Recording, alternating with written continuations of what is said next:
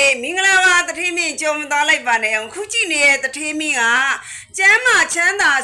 အောင်မြင်မှုတရဖူတွေကိုမကြခင်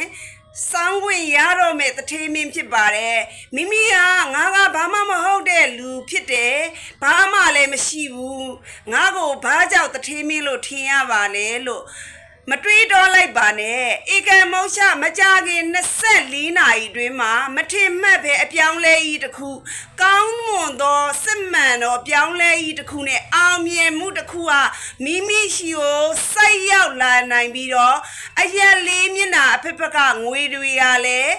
24နာရီတွင်မှာတထေးမင်းရှိကိုအထုတ်လိုက်ထဲလိုက်ရရှိနိုင်ပါတယ်အခုချိန်မှာတထေးမင်းကဘာမှမရှိသေးဘူးဆိုရင်တော့မှာပဲနောက်24နာရီတွင်မှာတထေးဖြစ်တော့မယ်လို့ယုံကြည်တဲ့လူတွေဒီဗီဒီယိုဖိုင်လေးကို share သွားပေးပါ good luck ပါရှင်